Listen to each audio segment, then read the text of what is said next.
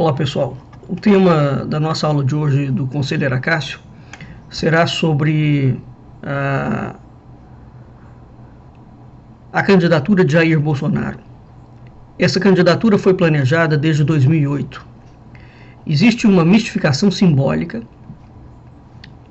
que envolve essa candidatura, que é um processo revolucionário, militar, para dar um golpe de Estado branco para tomar o poder. Essa temática é uma temática muito profunda. Aqui, alertando mais uma vez. Por que razão eu tenho feito tantos programas, tantas aulas, focando a Jair Bolsonaro? Por uma razão muito simples. Primeiro, que os acontecimentos de hoje do Brasil, dentro do cenário político, histórico, estão diretamente vinculados com os acontecimentos do golpe da independência em 1822. Eu tenho falado reiteradas vezes sobre isso. A oligarquia criminosa que deu um golpe de Estado para criar a chamada República Maçônica Universal, a partir de 1822, esse projeto revolucionário foi implementado dentro do Brasil. E esse projeto vem sendo tocado de forma sistemática, né? Ele não teve nenhuma interrupção. Os governos brasileiros todos, também já falei várias vezes sobre isso, quando nós vamos fazer um gráfico e uma análise da curva da socialização do Brasil, o Brasil tem um projeto e um processo de socialização contínuos, governo após governo, independentemente da legenda partidária. Tanto faz se ele é de suposta direita ou de suposta esquerda. É preciso entender o seguinte: a maçonaria é a mãe da forma de socialismo implementado dentro da política. Tudo que o socialismo, nazismo, comunismo, fascismo, tudo que os programas socialistas, sejam à direita, sejam à esquerda, vão implementar como projeto político no século XX, já estão completamente delineados dentro dos documentos, dos principais documentos maçônicos do século XVIII. Portanto, essa coincidência é realmente espantosa, não é?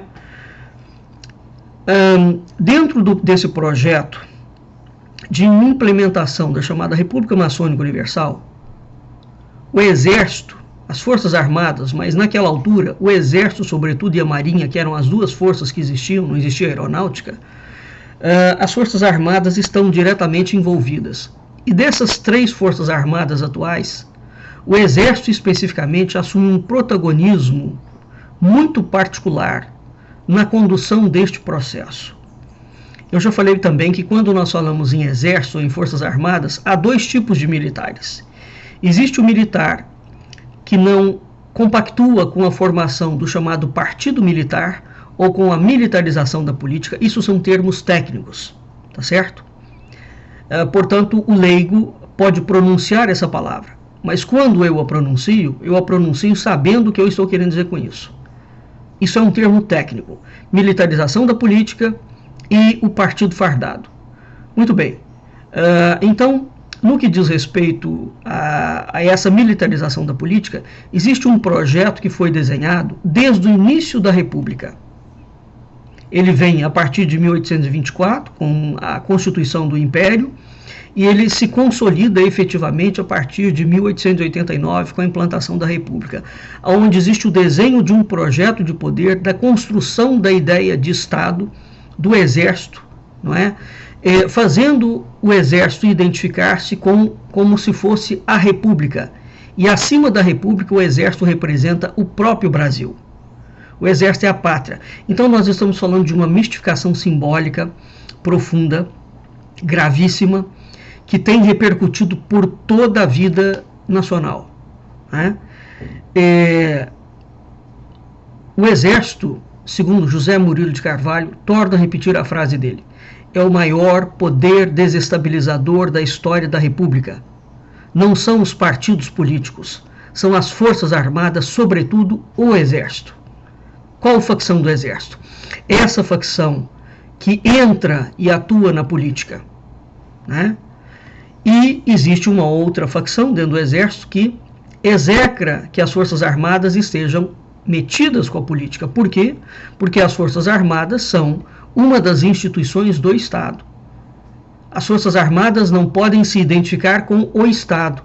O Brasil entrou numa loucura tão grande que até isso que não é um detalhe, despiciando, está se tornando comum.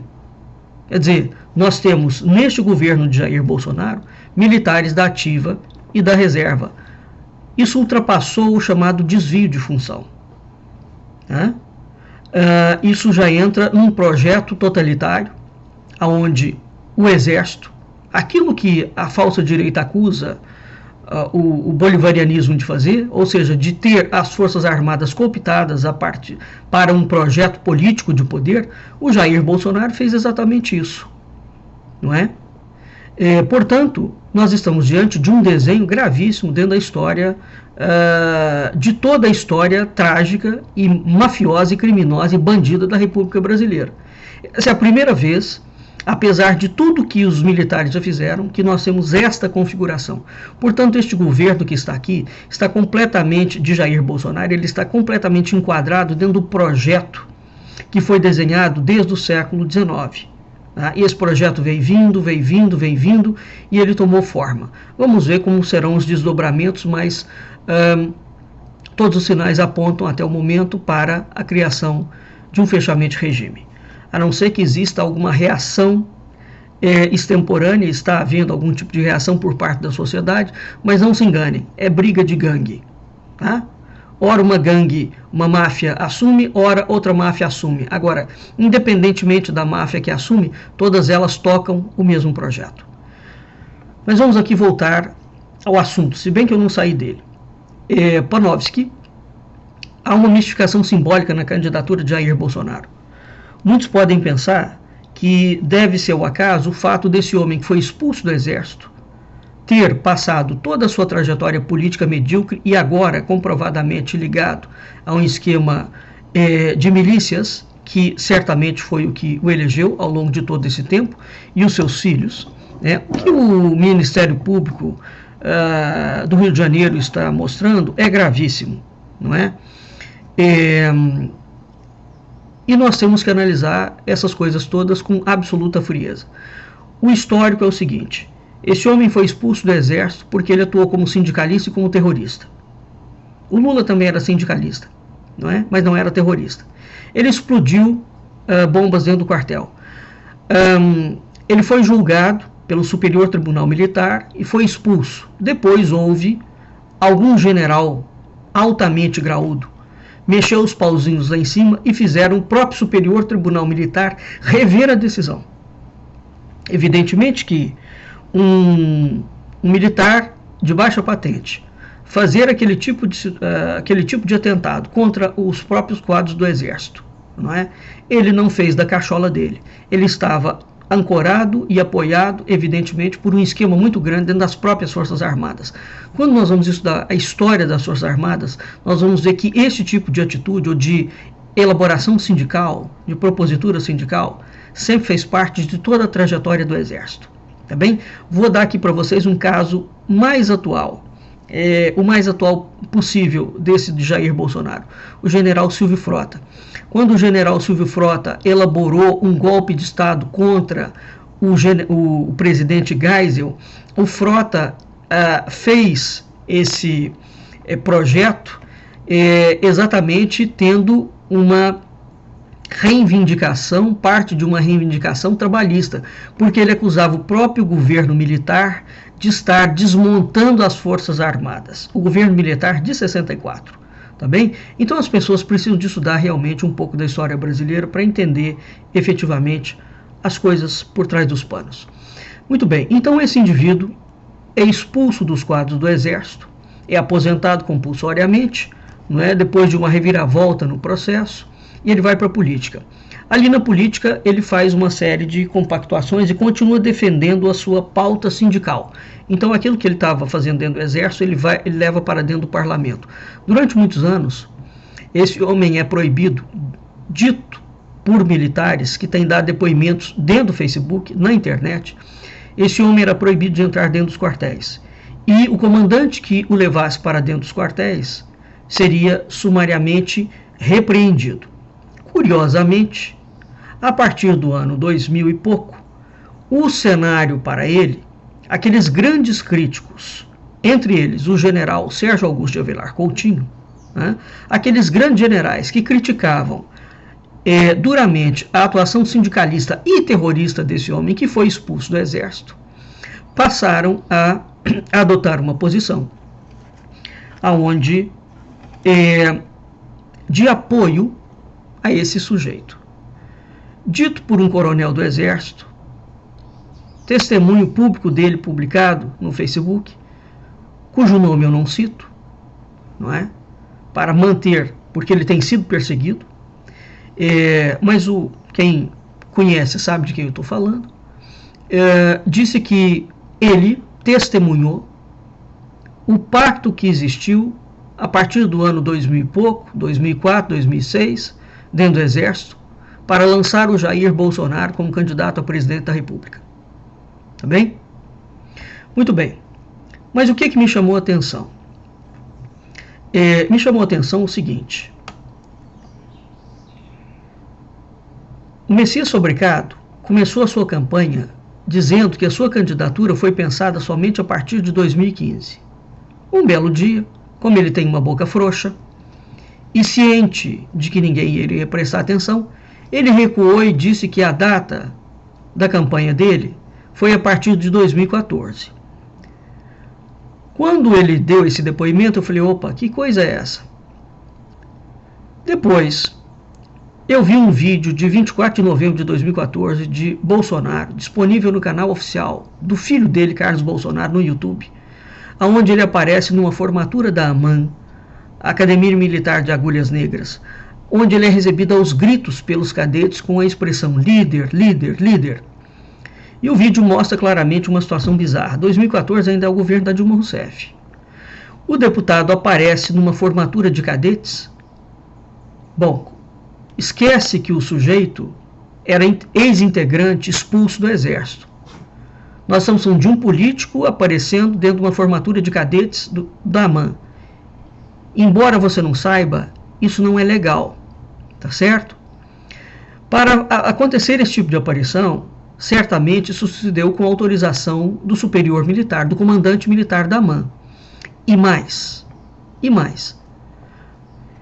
essa aparição contou com o conhecimento e o aval da presidente da República, que era Dilma Rousseff, ou não?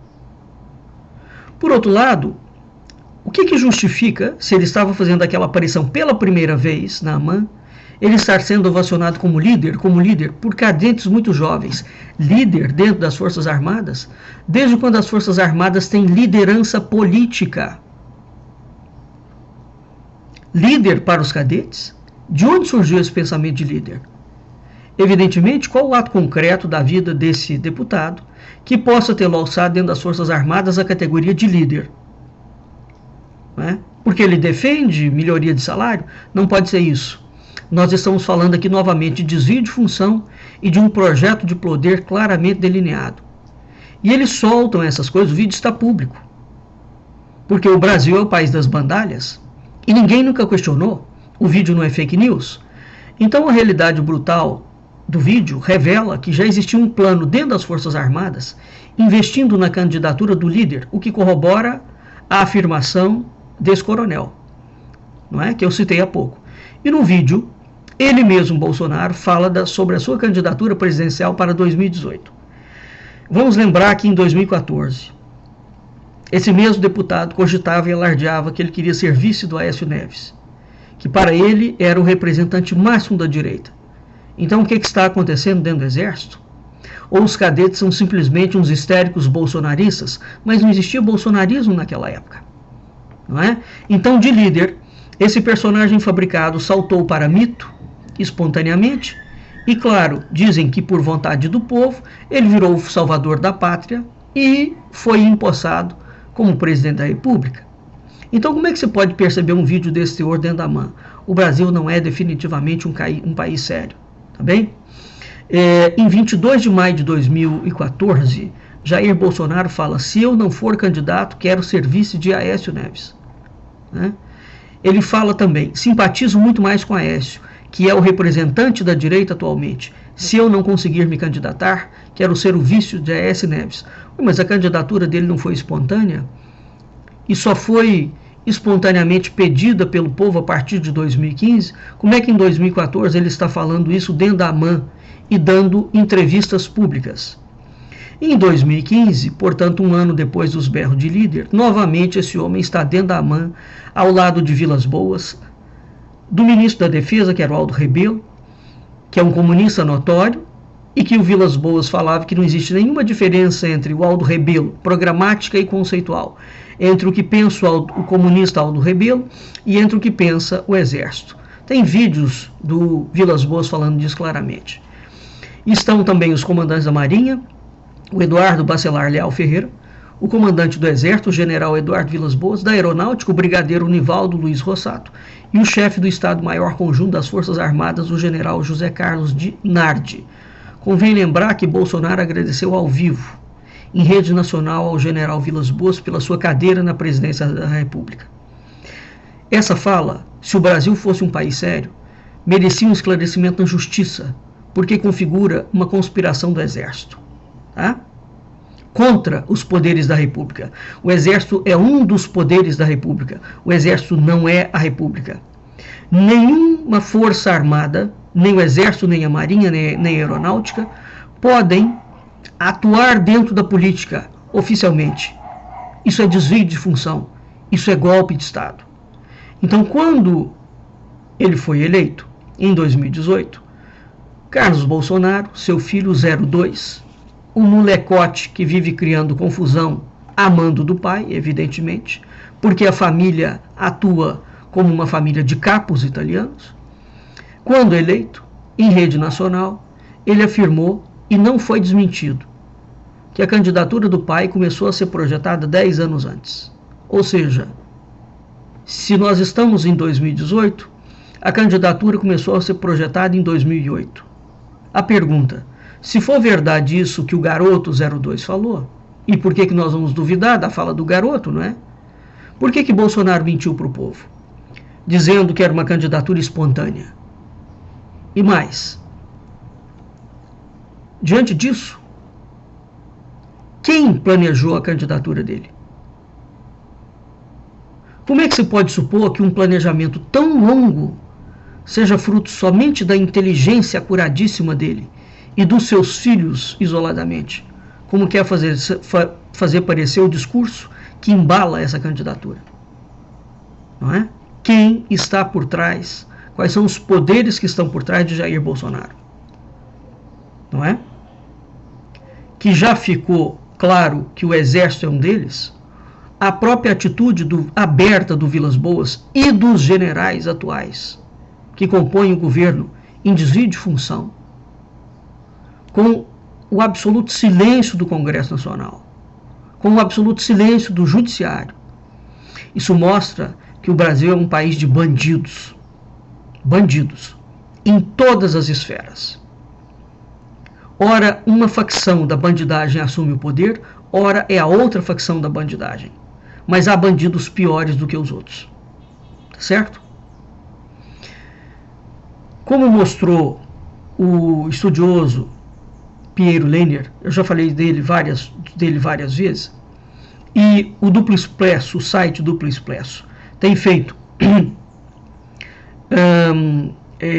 hangouts memoráveis em relação ao que está por trás de Jair Bolsonaro e da militarização da política. Como mostrou Piero Leiner, a campanha do mito fabricado foi extremamente sofisticada. Então, ao contrário da imagem que os militares e os olavo-bolsonaristas tentaram transmitir, ou seja, de que ela foi uma campanha de uma simplicidade espartana, de que esse homem, um velhaco dentro da política, 30 anos dentro da política, trabalhando para um baixo clero e agora com ligações comprovadas com milícias do Rio de Janeiro.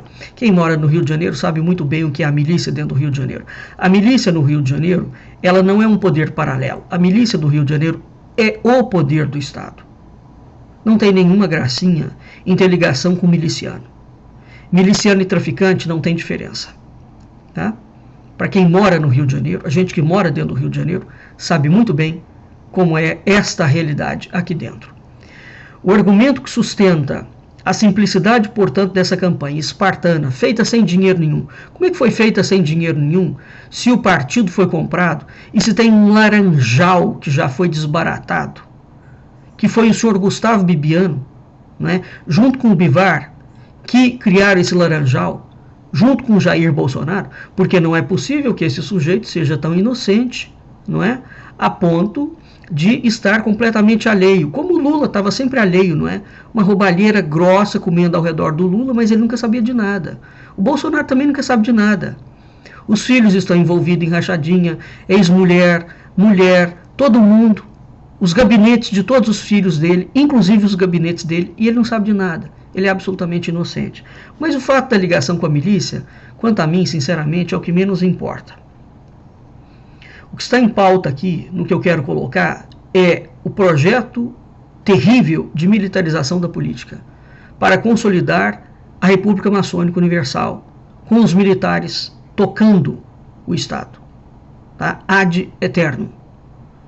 Então, o argumento que sustenta essa simplicidade deve-se ao fato dessa campanha ter sido acolhida, bancada e levada pelo povo.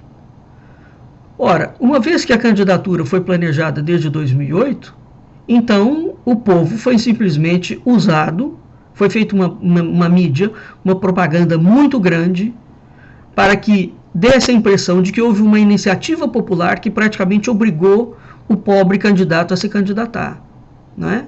Na realidade, o que se viu foi uma sequência espetacular de guerra híbrida militar e de operação de guerra psicológica. A lógica do confronto que ele usa, ele xinga uma pessoa, depois ele recua. Ele xinga uma pessoa, a pessoa reage, depois ele recua, depois ele se vitimiza. Esses 4 passos, que são matemáticos, ele xinga alguém, o filho xinga, a militância xinga, todo mundo xinga. Eles agridem, desmoralizam, depois a pessoa reage, evidentemente, depois ele recua, não é? E depois ele pousa de vítima ou vem com uma solução. Isso é a chamada lógica do confronto. Tá bem? Isso é uma tática militar de guerra híbrida e de operação de guerra psicológica. O Donald Trump usa a mesma tática. Tá bem? O PT usava a mesma tática. O Olavo de Carvalho usa a mesma tática. Isso chama a lógica do confronto. É um termo técnico. Essa lógica do confronto motivou toda a campanha da presidência do líder, transformando ele em mito, e recentemente ele é transformado em mártir, né? Aquele cavaleiro da esperança que vem para salvar o Brasil. Daqui a pouco ele vai se identificar com Jesus, igual o Lula, não é? Então nós estamos diante do quê? Nós estamos diante de uma mistificação simbólica, coletiva, que tem como fim, logicamente, criminalizar toda forma de fazer política, não é? Para levantar somente os militares como o grande poder que pode tocar a política, a economia e tudo dentro do Brasil. Ele vem para implodir os 3 poderes da República, claro, porque se os poderes da República e as instituições não são respeitados, vai se criar outros poderes. E quem vai criar os outros poderes? Quem vai dirigir os outros poderes? Ele veio para rupturar a rede social, levando ao caos, porque o PT já abriu essa deixa. Então o petismo e o bolsonarismo são 2 câncer dentro da vida da nação. E ele vem para vender-se a ele, a sua família e a quem o sustenta e o colocou lá como a elite para dizer que vai salvar o Brasil. E o projeto dessa gente é para instaurar uma democracia direta. Democracia direta é um termo técnico, é um eufemismo para a ditadura. Tá bem? Então, sobre o processo revolucionário bolsonarista, algumas vozes muito lúcidas estão falando, uma vez que ele é público e é declarado por parte dele, por parte da equipe, pelas ações de todos eles, e pelo ramo bolsonarista olavético, né? Então, o que está posto no Brasil é um claro discurso autoritário, onde as instituições civis são tidas por corruptas em essência e os militares o sumo da virtuosidade. E nesse cenário, os militares têm de tutelar os civis para o bem da nação. Não sem razão, esse homem usou e abusou da carga simbólica da sua patente militar de capitão, não é? Capitão expulso. Então é curioso, porque esse sujeito não serviu para continuar fazendo carreira dentro do Exército, não é? Mas serve para o Exército colocá-lo na presidência da República. Bem, então, nós estamos diante de uma mensagem clara. Os civis são corruptos e os militares são limpos. São os militares que representam e encarnam os valores da nação. A sociedade civil deve ser tutelada pelos militares.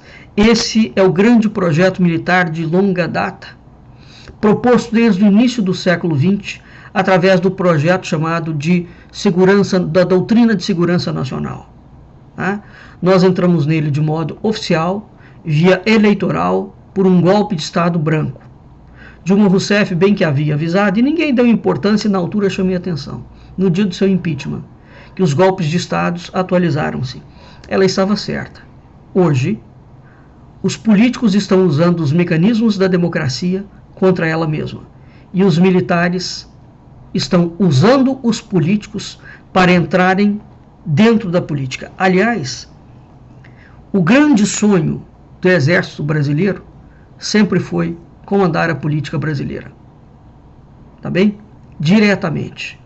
Bem, em nenhum país democrático do mundo, um exército torna-se uma força política. Né? Vamos acordar para a realidade. Não tem gracinha nenhuma pedido de intervenção militar, não tem gracinha nenhuma achar que militares podem tocar a política. Não, a política é reduto de civis.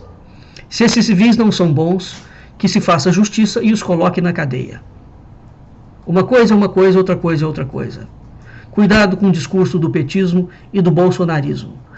Lula e Jair Bolsonaro, volto a repetir, são dois projetos militares nefastos, são dois câncer. O Exército é o maior poder desestabilizador da história da República. Até o próximo, Conselheiro Acácio.